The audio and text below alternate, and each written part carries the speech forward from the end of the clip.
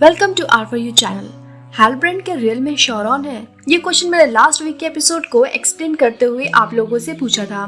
The Lord of the Rings of the Power के episode 7 के ending में हमें इससे रिलेटेड एक नया मेजर क्लू मिलता है। माउंट डूम के वायलेंट इरप्शन के बाद द रिंग ऑफ पावर के एपिसोड 7 में फाइनली कंफर्म करते हैं कि साउथलैंड ही मॉडोर है, जो कि शॉरॉन का असली घर है। शॉरॉन ने ओक्स को एक होमलैंड देने का वादा किया था, जिसे एडान ने पूरा किया है और वो अब लॉर्ड ऑफ मॉडोर है। अगर अभी तक आपने बाकी के एपिसोड्स नहीं देखे हैं तो पहले उन्हें मेरे चैनल पे जरूर चेकआउट करिएगा। लिंक मैंने डिस्क्रिप्शन बॉक्स में दिया हुआ है और साथ ही प्लेलिस्ट भी बनाई हुई है। इसी के साथ एपिसोड 7 वहीं से स्टार्ट होता है जहां लास्ट एपिसोड एंड हुआ था, साउथलैंड में। ग्लैड्रियल यहाँ माउंट डूम के एक्सप्लोजन के मलबे के नीचे उठती है और फिर वो दूसरे जिंदा बचे लोगों की हेल्प करने लगती है। उसे वहाँ थियो मिलता है और वो दोनों गांव के फेट पर डिस्कस कर रहे होते हैं। थियो ने ओक से यहाँ पर रिवेंज लेने का संकल्प लिया है। ग्लैड्रियल थियो को शांत करती है और वो सर्वाइवर की सर्च करते हुए उनकी हेल्प करते हैं। क्वीन रीजेंट बचे हुए विलेजर्स के जलते हुए घर को गिरने से पहले उन्हें बचाने की कोशिश करती है। जैसे ही बचे हुए लोग बाहर आते हैं तभी उस घर की जलती हुई छत नीचे गिर जाती है और यहाँ इसिल्डुर के ऊपर जलता हुआ घर गिर जाता है और इन सब में क्वीन के फेस में जलते हुए अंगार से चोट भी आ जाती है। अब एलेंडेल जो जंगल के रास्ते में बड़ी आस से अपने बेटे का वेट कर रहा था, उसे यहाँ पर डर भी है कि कहीं उसका बेटा इसिल्डोर को कुछ हो न गया हो। वो वहाँ क्वीन का वेलकम करता है और एलेंडेल को पता चलता है कि उसका बेटा इसिल्डोर अब नहीं रहा। एलेंडेल क्वीन को अस्थायी शिविर में लेके जाता है और हमें पता चलता है कि क्वीन ने यहाँ पर अपनी आईसाइट खो दी है, पर इसे क्वीन सीक्रेट ही रखने के लिए एलेंडेल से रिक्वेस्ट करती है और वो सब आगे बढ़ जाते हैं। अब रात में ग्लैड्रियल और थियो अपने अपने लाइफ का डिस्कस कर रहे होते हैं, जहां उन दोनों ने अपनों को खो दिया है। ग्लैड्रियल थियो को बताती है कि कैसे उसने अपने हस्बैंड सैलिब्रॉन को खो दिया था जब वो ऑक से लड़ने गया था। ग्लैड्रियल थियो को वार्न करती है कि बहुत लंबे टाइम तक दुखों का बोझ ढोने से वो लोग अंदर से खोखले हो जाते हैं। थियो और ग्लैडियर शिविर तक पहुंचते हैं। थियो मेडिकल टेंट में अपनी मॉम ब्रॉनविन को ढूंढता है और वो वहाँ देखता है कि विलेजर्स ने कितना सफर किया है और वो लोग कितने पेन में हैं। वो अपनी मॉम को सर्च कर ही रहा होता है कि तभी उसे आवाज सुनाई देती है और वो ब्रॉनविन उसकी मॉम की थी और साथ ही यहाँ एरेंडिर भी जिंदा था। अब एलेंडेल अपनी ब्लाइंड क्वीन रीजेंट के पास आते हैं और वो क्वीन को बताते हैं कि वो लोग न्यूमेरॉट जाने के लिए रेडी हैं। ग्लैडियो वहीं पे क्वीन से मिलने आती है और क्वीन के आगे घुटने टेकती है। इसे देख साउथलैंड के प्रोटेक्शन के लिए क्वीन वापस आकर उनकी हेल्प करने का प्रॉमिस करती है और वो कहती है कि वो लोग और पावर के साथ वापस आकर ग्लैडियल का साथ देंगे।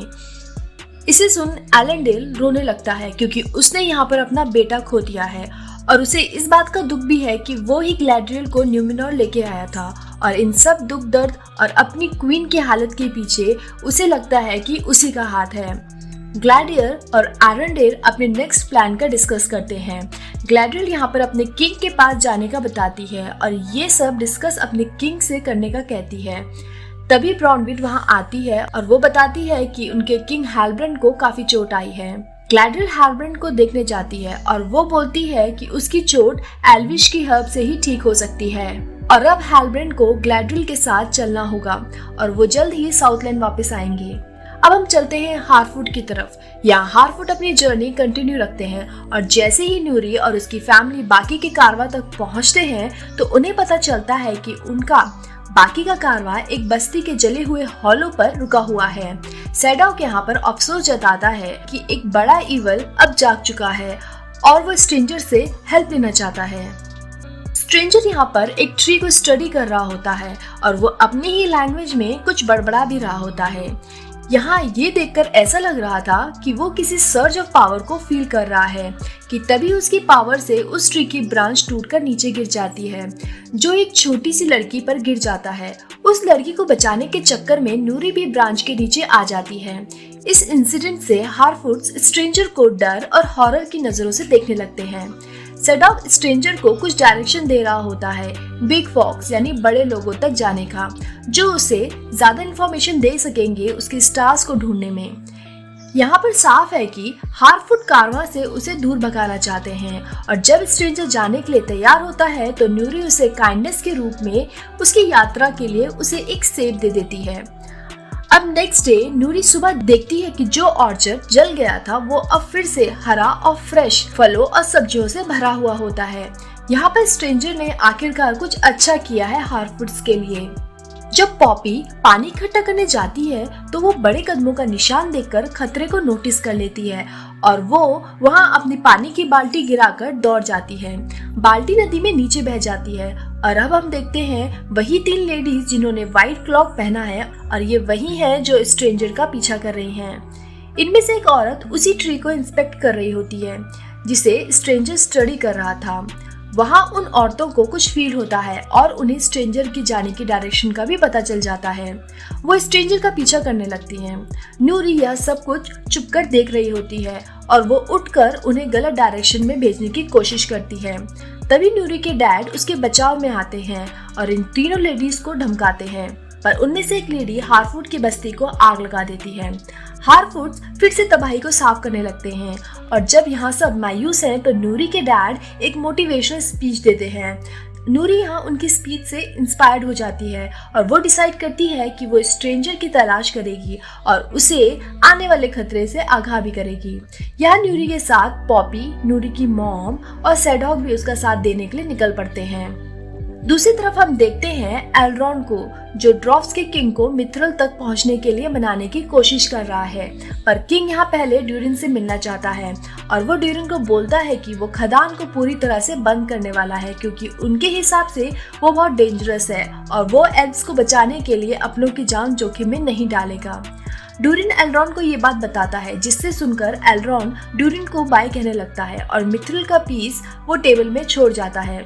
तभी लिंडन के ट्री का पत्ता जो उसी टेबल में रखा हुआ था वो रिकवर होने लगता है उस मिथ्रल की पावर की वजह से। इसे देखकर ड्यूरिन एल्रॉन को वापस बुला लेता है।